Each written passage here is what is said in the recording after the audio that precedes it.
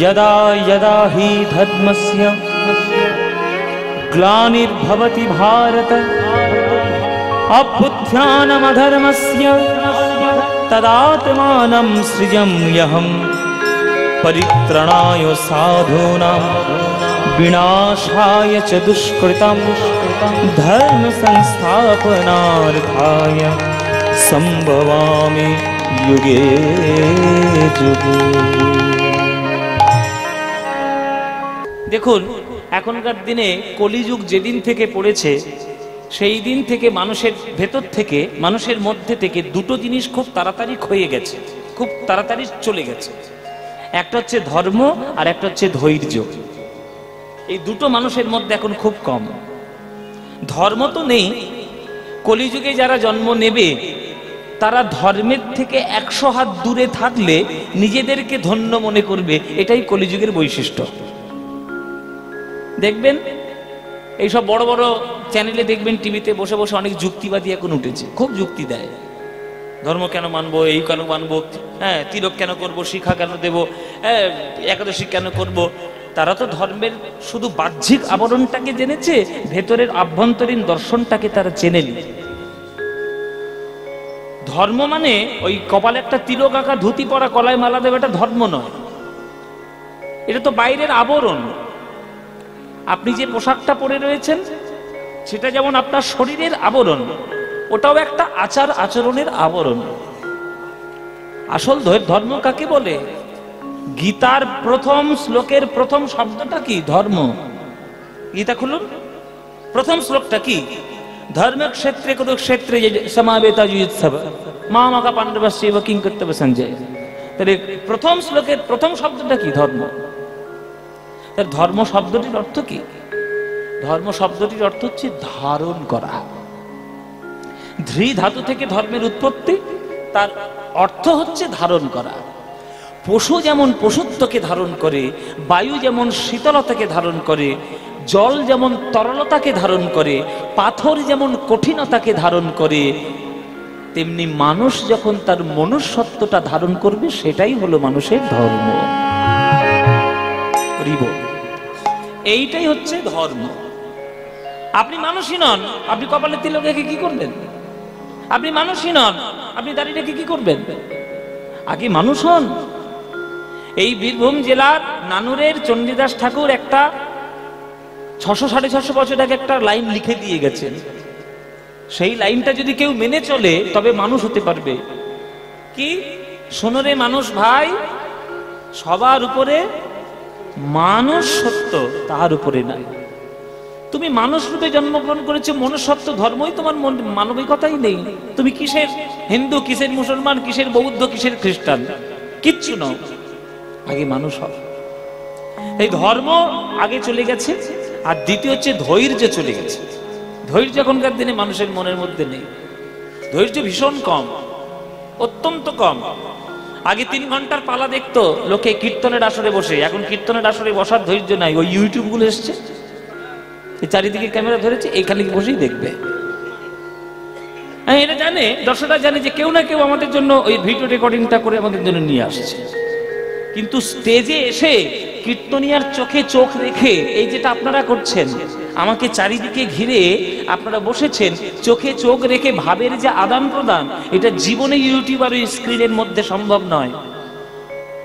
আর এই সংস্কৃতিটা এই বাংলার সংস্কৃতি।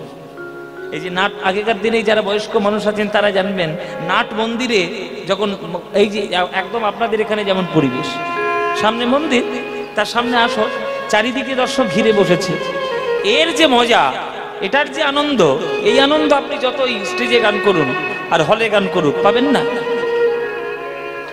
এটাতে ভগবান প্রেমটা রেখে গেছেন। তো এইভাবেই তো কীর্তন মহাপ্রভু নিজেই করেছেন।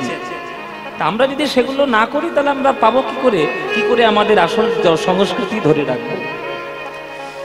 তো এই যে বিকেল থেকে কীর্তনের অনুষ্ঠান, তারপরে সারা রাত আপনারা বিশ্রাম করুন, খান দান, আবার কালকে বিকেলে রাত্রে কীর্তন শুনতে আসুন। খুব সুন্দর ব্যাপার, খুব সুন্দর সিস্টেম, খুব ভালো। আপনাদের এখানে আসবো না বলেছিলাম মায়েরা, এখানে ইচ্ছে ছিল না, কেননা আপনারা এখানে বসে আছেন, আমার ঘরটা বোধহয় উড়ে যাবে এইবার। আমার ওদিকে, আমার যেখানে বাড়ি সেখানে শুরু হয়েছে রুমাল না কি তোয়ালে কি শুরু হয়েছে। এই কি একটা ঝড় এসছে না, রেমাল রেমাল, আমি রুমাল বলছি আর কি। যাই হোক, তো যাই হোক, তো এখানে অনুষ্ঠান তো আছে, দর্শকদের কথা দিয়েছি যখন গান করতে যাবো সে তো আসতেই হবে যে কোনো প্রকারে, সে আমার ঘর উড়ে যায় জায়গা না থাকতে না থাকুক।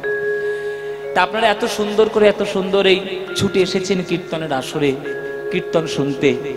ভগবান যুগে যুগে আপনাদের জন্য প্রেমের ডালি উপহার দেওয়ার জন্য ওই গোলক বৈকুণ্ঠ থেকে নেমে এই পৃথিবীর মাটি মাখার জন্য আসেন। অন্যান্য সকল ধর্মে, অন্যান্য সকল শাস্ত্রে, সে অন্যান্য যাই ধর্ম হোক, মানে ইসলাম, খ্রিস্টান, বৌদ্ধ, অন্যান্য সকল ধর্মে ভগবানকে দেখানো হয়েছে যে ভগবান হচ্ছে কেবলমাত্র পাপ পুণ্যের বিচারক। মানে তুমি ভালো কাজ করো, ভালো স্বর্গ দেব, খারাপ কাজ করো, নরকে পাঠাবো। এটা হচ্ছে কনসেপ্ট। একমাত্র আমাদের হিন্দু সংস্কৃতি সনাতন শাস্ত্রে, বিভিন্ন শাস্ত্র ঘেটে দেখা গেছে যে আমাদের দর্শনে, আমাদের ধর্মে ভগবান শুধুমাত্র পাপ পুণ্যের বিচারক নয়। ভগবান ভক্ত আর ভক্তদের সঙ্গে লীলা খেলায় তিনি ব্যস্ত। পাপ করলে নরকে যাবে, পুণ্য করলে স্বর্গে যাবে, তার বিচার ব্যবস্থা করে রাখার জন্য ভগবান একজনকে ডিপার্টমেন্টের দায়িত্ব দিয়ে দিয়েছেন, তার নাম হচ্ছে যমরাজ। যমরাজের সে দায়িত্ব আছে। যমরাজকে বলে দিয়েছে যে তুমি এসব সামলাও বাবা, অত ঝামেলার মধ্যে আমি যাব না, তোমাকে আমি ডিপার্টমেন্ট দিয়ে দিলাম, কে ভালো কাজ করছে তাকে ধরে ধরে নিয়ে স্বর্গে ঢোকাও, আর যে খারাপ করছে নরকে পচাও। এই ডিপার্টমেন্টের জন্য ভগবান যমরাজকে দিয়ে দিয়েছে, যমরাজকে ডিপার্টমেন্ট দিয়েছে। লক্ষ্মীকে বলে দিয়েছে কার কি পয়সা টয়সা লাগবে তুমি দেখে নাও, ব্যাংকের দায়িত্ব, SBI, রিজার্ভ ব্যাংক সব তোমার দায়িত্ব, ওই জন্য লক্ষ্মী মায়ের দায়িত্ব। সরস্বতীকে বলে দিয়েছে এই কে ভালো করে পড়াশোনা করতে যায়, গান বাজনা শিখতে যায়, তুমি যাও সরস্বতী, গিয়ে তাদের একটু শিখিয়ে টিকিয়ে দাও। সকল দেবদেবী এসে বলছে প্রভু তুমি তো সকল ডিপার্টমেন্ট আমাদেরকে দিয়ে দিলে, তুমি কি করবে? বলে আমি কিছুই করবো না, আমি শুধু বাঁশি বাজাবো, আমি বাঁশি বাজাবো, আমি বাঁশি বাজাবো, আমি যশোদার আঙিনায় গিয়ে মাটি খাবো, আমি শ্রীদাম সুদামের কাঁধে নিয়ে তাদের বুকে চরণ, তাদের চরণটা বুকে জড়িয়ে ধরে ছুটবো, আমি রাধারানীর চরণটা ধরবো, মাথায় তুলে বলবো দেহি পদপল্লব মুদারম, আমি এইটা করব। অত ডিপার্টমেন্ট দেখা যাবে না, অত দায়িত্ব মাথায় নেওয়া যাবে না। ভগবানই অত ঝামেলা মাথার মধ্যে নেয়নি, আর আমরা সকল ঝামেলা মাথার মধ্যে নিতে চাই। কি করে সুখী হব বাবা? বেশি ঝামেলা নেবেন না, একটু সুখে শান্তিতে বাঁচুন। যখন মনে হচ্ছে যে আপনার অভাব মিটে গেছে, আপনি দুবেলা দুমুঠো খেতে পাচ্ছেন, আপনার কোনো অভাব নাই, খাওয়া পড়ার সঞ্চয়টুকু আপনি করে নিতে পেরেছেন, ব্যাস আর কিচ্ছু চাইবেন না জীবনে। অতিরিক্ত যদি চলে আসে, দিন 10টা 5টা মানুষের সঙ্গে বিলিয়ে দিন। ভগবানের প্রেম যখন অতিরিক্ত চলে এসছে, বৃন্দাবনে প্রেম একেবারে বিলিয়ে দিয়েছে। আরো যখন অতিরিক্ত প্রেম চলে এলো, সেই বৃন্দাবনের কৃষ্ণ নবদ্বীপে এসে ভক্তদের পায়ে ধরে ধরে চরণ ধরিয়ে হরিনাম রূপে প্রেম দিয়েছে। তাহলে ভগবান শুধু প্রেমের দায়িত্বে আছে। অন্যান্য সকল ধর্মে ভগবান পাপ পুণ্যের বিচারক, আমাদের ধর্মে ভগবান ভক্তদের সঙ্গে প্রেমের খেলা খেলেন। তাই ভক্তদের হৃদয়ের খেলাটা খেলার জন্য উপর থেকে বারে বারে নেমে আসেন, 4 যুগে 10 বার আসেন, এসে প্রমাণ করেছেন যে আমি ভক্তদেরকে শুধু শাসন করি না, আমি ভক্তদের বড় ভালোবাসি। তাই তোমার আনন্দ আমার ঘর, তুমি তাই এসেছো নিচে, আমায় নইলে ত্রিভুবনেশ্বর, তোমার প্রেম হতো যে মিছে, তাই তোমার আনন্দ আমার পর, তুমি তাই এসেছো নিচে, আমায় নইলে ত্রিভুবনেশ্বর, তোমার প্রেম হতো যে মিছে, তাই তোমার আনন্দ আমার পর। এটা কার গান আর আপনাদের নতুন করে বলতে হবে না। কলকাতা থেকে উড়ে এসে জুড়ে বসে এইখানেই যিনি শান্তিনিকেতন তৈরি করেছেন তিনি হলেন বিশ্বকবি রবীন্দ্রনাথ ঠাকুর। তার চরণে আমরা বাঙালিরা যে কত কৃতজ্ঞ থাকতে হয় আমরা বাঙালিরাই এখনো বুঝিনি যে রবীন্দ্রনাথ ঠাকুর কি দিয়ে গেছেন আমাদেরকে। সাহিত্য, সংস্কৃতি, বিজ্ঞান, নাটক, থিয়েটার, গান, কবিতা, উপন্যাস কি দেয়নি আমাদেরকে। কত বড় সম্পত্তির আমরা মালিক আমরা নিজেরাই জানি না বাঙালিরা। যদি জানতাম বাঙালিদের উন্নতি আজ অনেক উঁচুতে যেত, এরকম ফ্রাস্ট্রেটেড হয়ে যেত না চারিদিকে। রবীন্দ্রনাথ ঠাকুর বলছে তোমার আনন্দ তো আমার উপর, ওই জন্যই তো তুমি আমার কাছে আসছো বারে বারে। তুমি যদি আমার কাছে না আসতে আমি কি করে বুঝতাম যে তুমি আমায় বুক ভরে ভালোবাসো, তুমি আমাকে হৃদয় দিয়ে ভালোবাসো। আমি কি করে বুঝতাম যদি তুমি না আসতে। ও মায়েরা, এই যে মনে করো তোমাদের শ্রীচন্দ্রপুর গ্রামে আমি এলাম, শ্রীচন্দ্রপুর গ্রামে এলাম, আমি গান গাইতে এসছি। এবার কেউ যদি মনে করে হ্যাঁ ও পয়সা নিয়ে গান গাইতে এসছে, অত বেশি কি, অত বেশি তেল দেওয়ার দরকার নেই, যাও, অত বেশি তেল দেওয়ার দরকার নেই, যাও, এসে পয়সা নিয়ে গান করে চলে যাও। এইটা যদি আপনাদের আতিথেয়তা হয়, আমি জীবনের আপনাদের বাড়ি কোনোদিন আসবো? সবকিছু পয়সা দিয়ে কেনা যায়, শিল্পের শিল্পত্ব কেনা যায়। রবীন্দ্রনাথ ঠাকুর কিনতে পারবেন? সারা পৃথিবী তলিয়ে গেলেও পারবেন না। আপনার কাছ থেকে যদি আমি আতিথেয়তা না পাই তাহলে আপনার কাছে কি আমি আসবো? আসবো না। আপনি যতই পয়সা দেন আমি আসবো না, কেননা আপনার হসপিটালিটি, আপনার আতিথেয়তা আমাকে মুগ্ধ করবে, তাতেই কিন্তু বারে বারে আমি আসার চেষ্টা করব।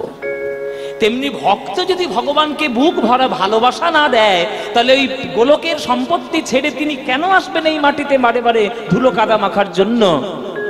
তিনি এসেছেন, আসবেন, এসেছিলেন একটাই কারণে, ভক্তদের হৃদয় থেকে শুধু ভালোবাসা পাওয়ার জন্য। তাই তোমার আনন্দ আমার পর, তুমি তাই এসেছো নিচে। আমায় নইলে ত্রিভুবনেশ্বর, তোমার প্রেম হতো যে মিছে, তোমার প্রেম হতো যে মিছে। তুমি যে আমায় ভালোবাসো এটা মিথ্যা হয়ে যেত তুমি যদি না আসতে।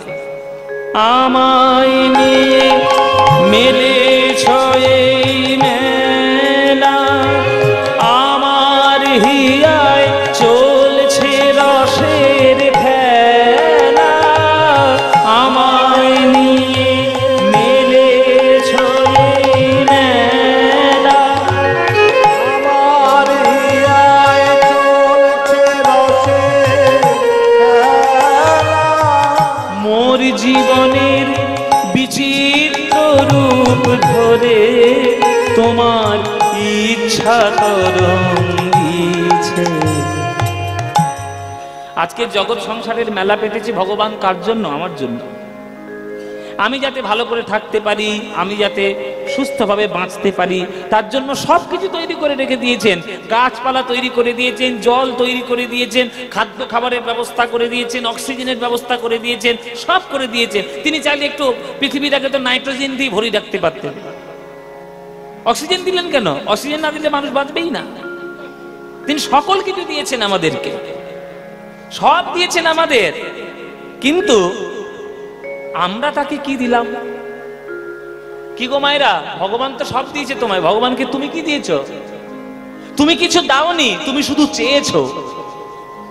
কঙ্কালী তলা বলো, নিত্যানন্দের জন্মস্থান বলো, তারাপীঠ বলো, যে কোনো মন্দিরে যাচ্ছ, মাথা ঠুকে ঠুকে মরছো, আমায় জায়গা দাও, জমি দাও, ছেলে দাও, মেয়ে দাও, চাকরি দাও, টাকা দাও, পয়সা দাও, শুধু চাইছো।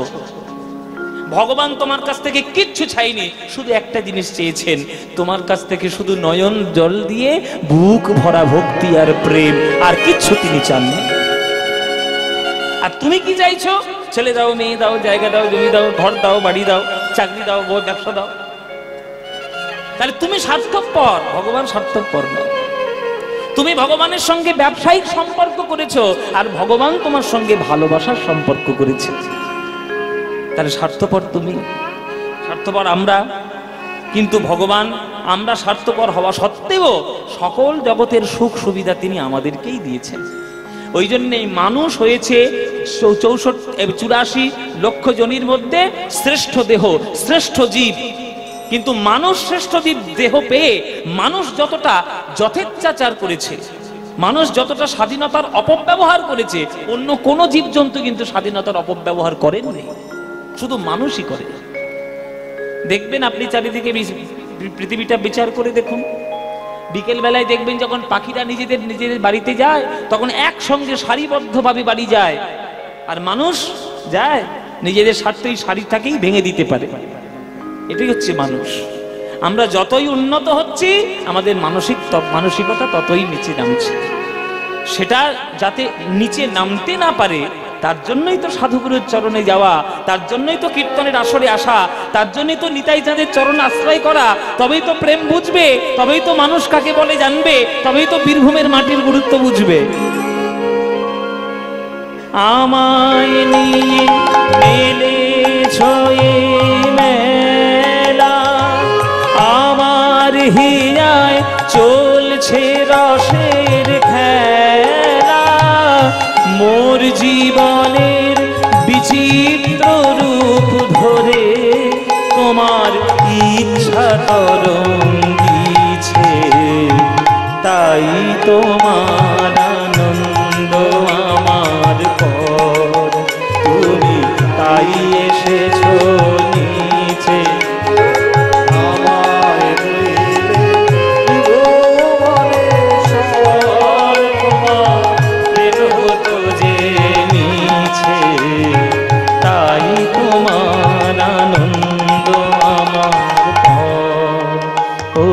তাই তো তুমি রাজার রাজা হয়ে প্রভু আমার হৃদয় লাগি ফিরছ কত মনোহরণ বেশে, প্রভু নিত্য আছো জাগি। ভগবান তার সৃষ্টি রক্ষার জন্য তিনি কখনো দয়াল হন, ভয়াল হন, তিনি কখনো রেগে যান, তিনি কখনো ভালোবাসেন, তিনি কখন ধ্বংস করেন, তিনি কখনো সৃষ্টি করেন। তার জগৎ তিনি কিভাবে চালাবেন সেটা তো তার ব্যাপার, কেননা ঘরটা তো তার, জগৎটা তো তার।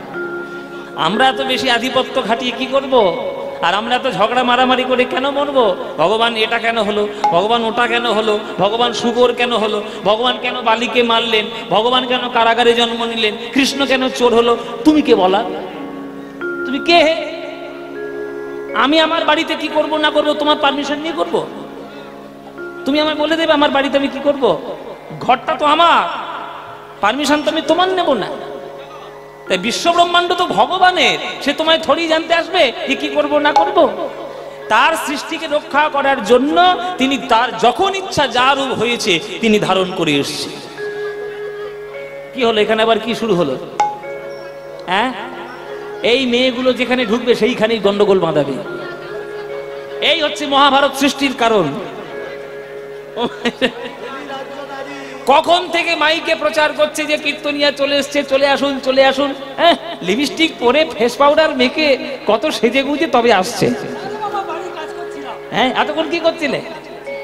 বাড়ির কাজ করছিল, ঠিকই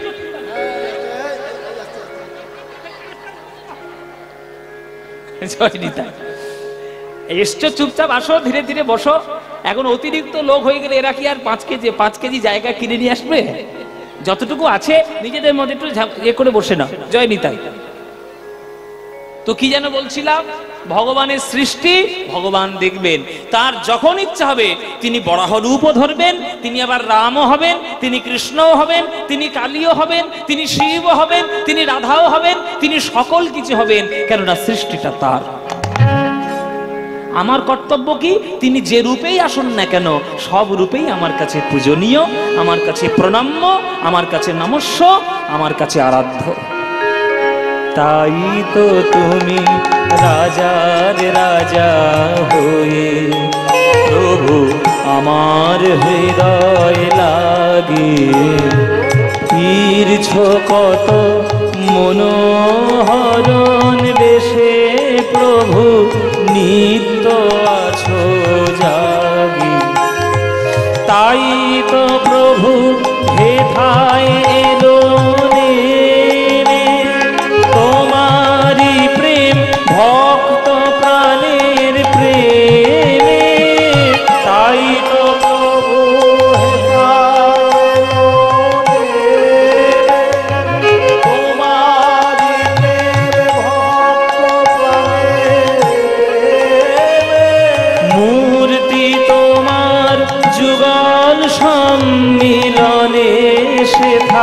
পূর্ণ প্রকাশিছে। একটা সংসার কখন পূর্ণ হয়? যখন বাবা মা দুজন থাকে। শুধু বাবা হয়, শুধু মা হয়, বাবাও থাকতে হবে, মাও থাকতে হবে, তবেই তো পরিপূর্ণ সংসার। বাবা মায়ের মিলনে যেমন সন্তান জন্মগ্রহণ করেন, তেমনি ভক্তবার ভগবানের মিলনে ভক্তি রূপী সন্তানের জন্ম হয়।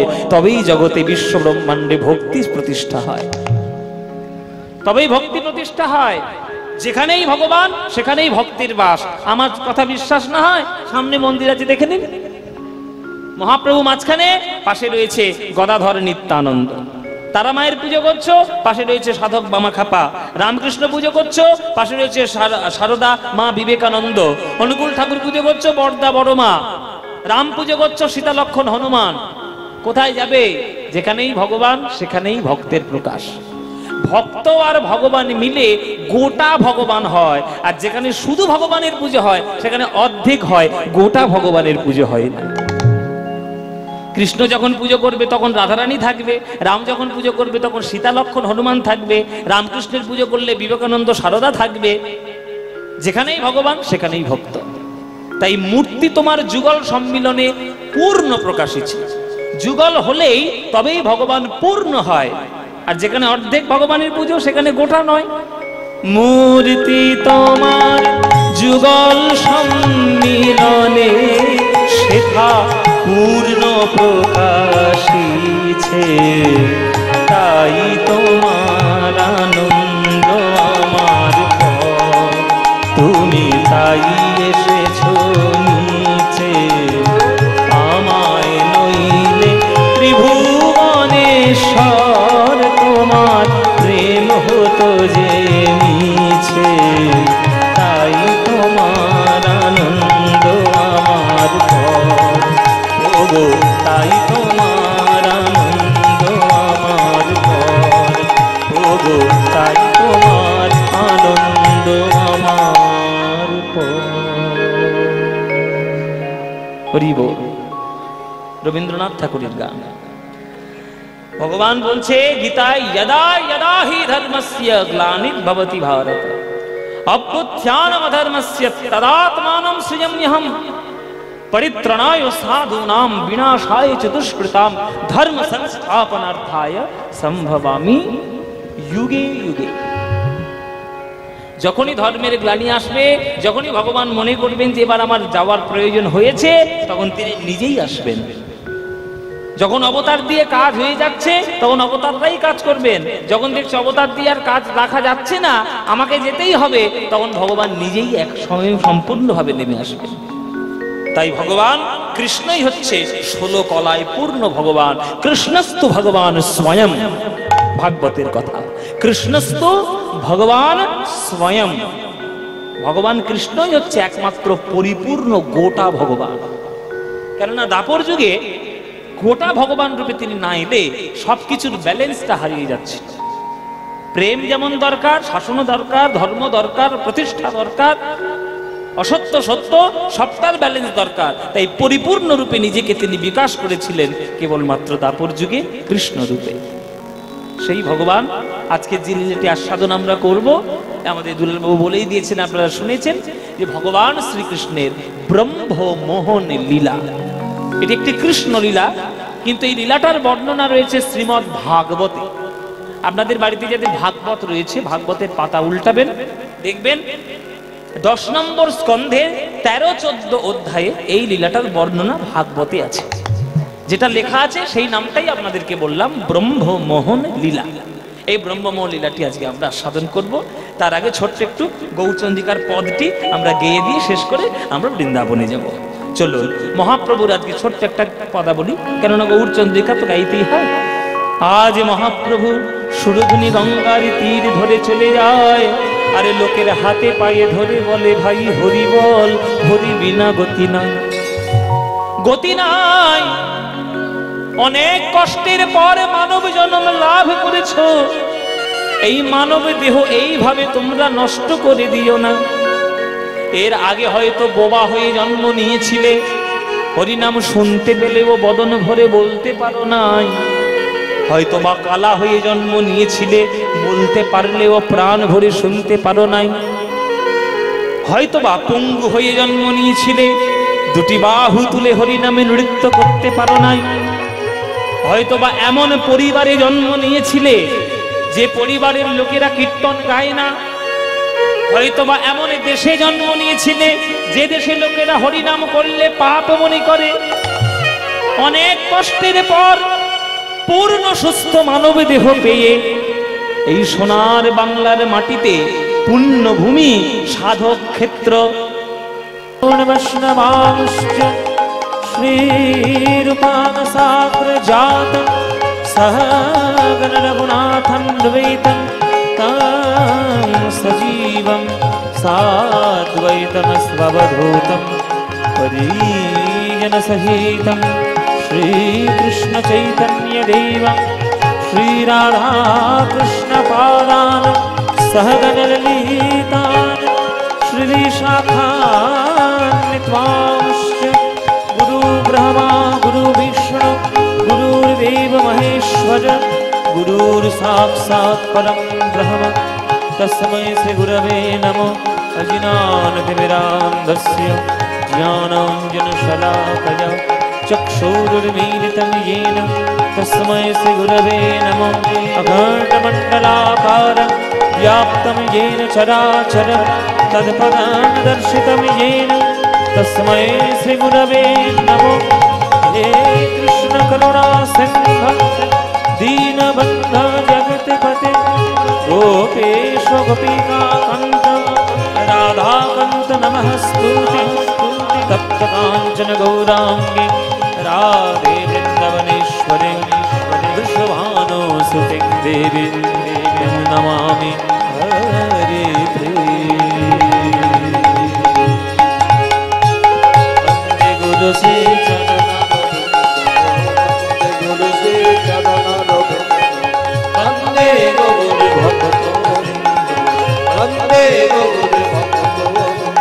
वन्दे गुरु श्री चरणरविन्द वन्दे गौर भक्तवृन्द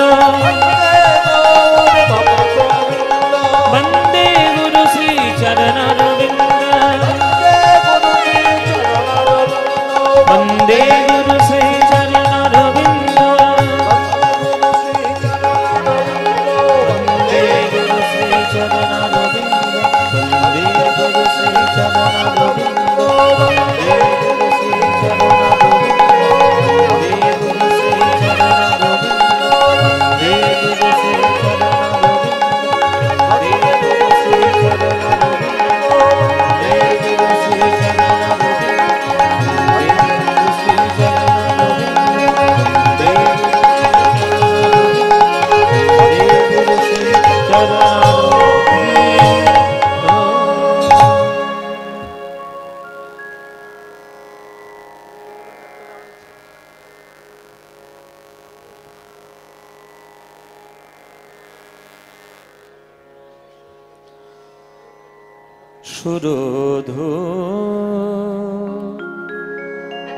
সুরধ্বনি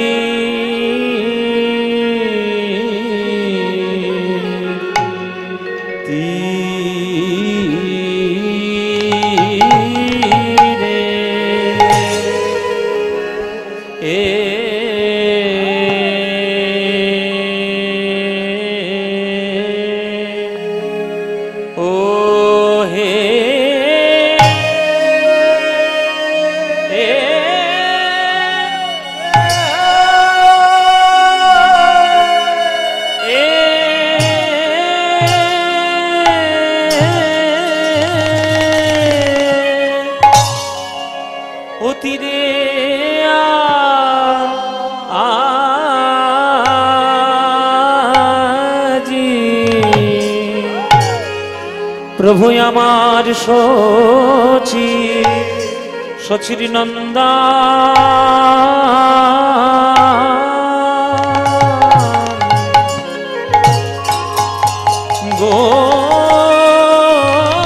গৌর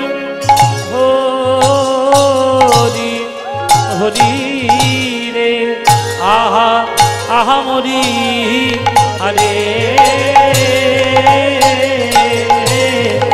ও মরি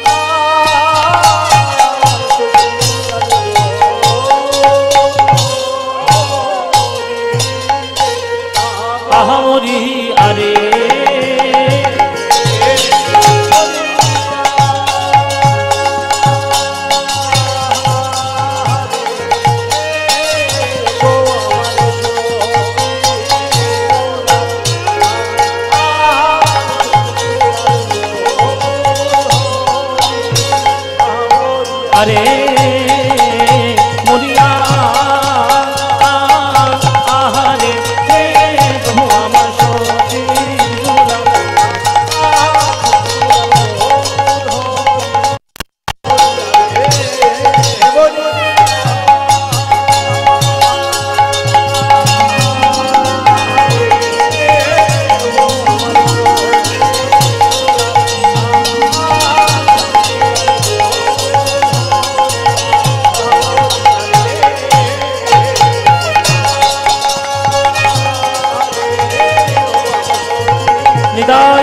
হরি হরি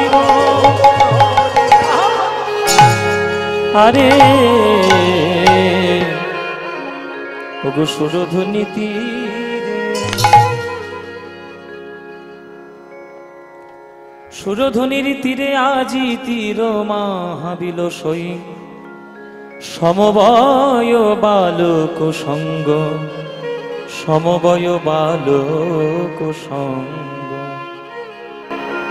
আজ মহাপ্রভু ভক্তগণ সঙ্গে লইয়ে সুরধ্বনি গঙ্গার তীরে তিনি হরিনাম সংকীর্তনে মত্ত রয়েছে। কীর্তনের যে প্রেমানন্দ সুখ, এই সুখ তো আর সব জায়গায় পাওয়া যাবে না, কেননা ক্ষীরের স্বাদ কেবলমাত্র ক্ষীরের মধ্যেই হয়। ক্ষীরের স্বাদ যদি আপনি বাতাসার মধ্যে খুঁজতে যান তাহলে কিন্তু বোকামোর কাজ হবে। ক্ষীরের স্বাদ কখনো বাতাসার মধ্যে পাওয়া যায় না। ক্ষীরের স্বাদটা করতে গেলে অনেক কসরত করতে হয়, তার জন্য সাধ্য সাধনার প্রয়োজন।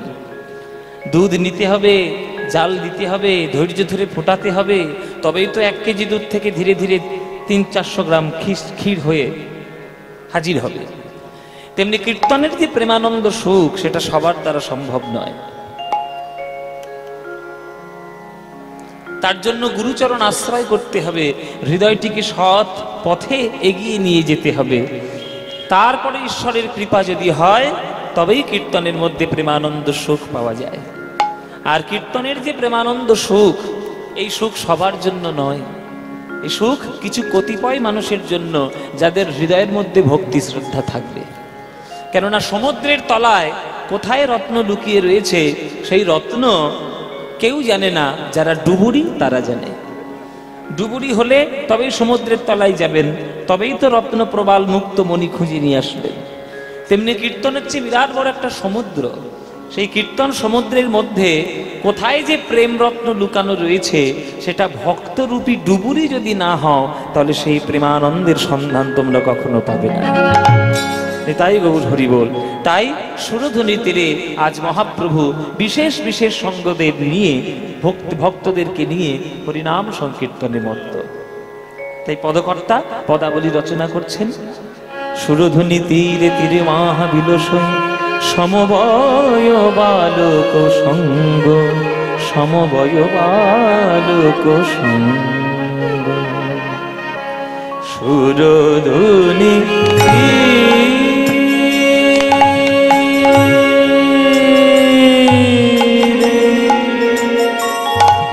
তীর মহাবিলস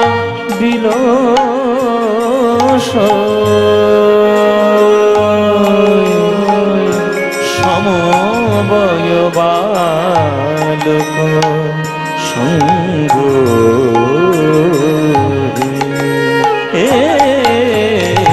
সুরধ্বনি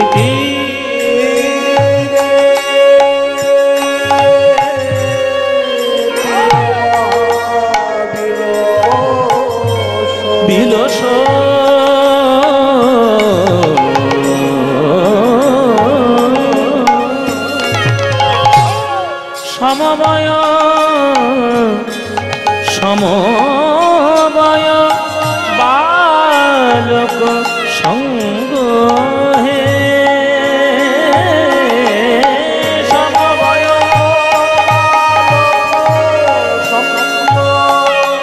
সমবয় বালক সঙ্গ হে সঙ্গ হে সমবয় বালক সঙ্গ হে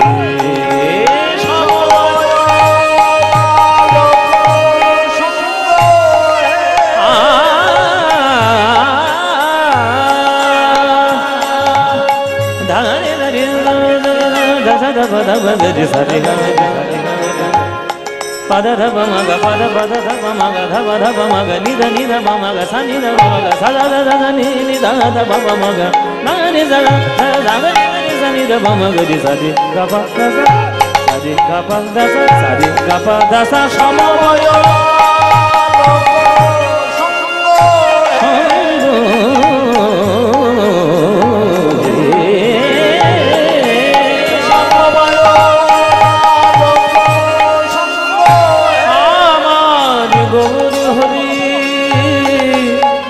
ভক্তগণ সঙ্গে লয়ে আমার প্রাণ গৌর হরি সুরধুনির তীরে দেখো আমার খেলে হরি নামের খেলা হরি নামের খেলা ওই বাহু দুটি ঊর্ধ্বে তুলে হরি নামের খেলা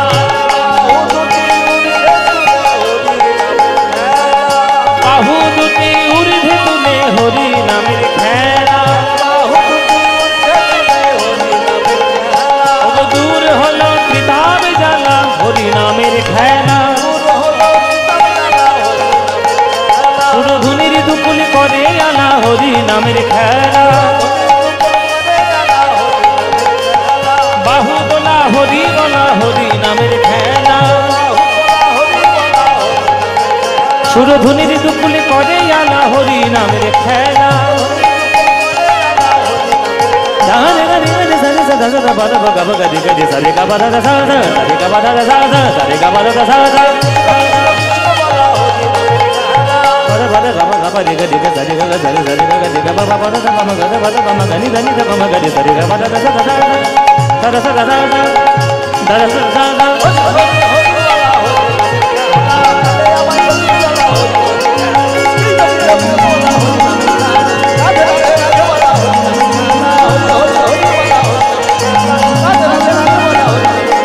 হরি হরি হরি বলা নিতাই গৌর হরি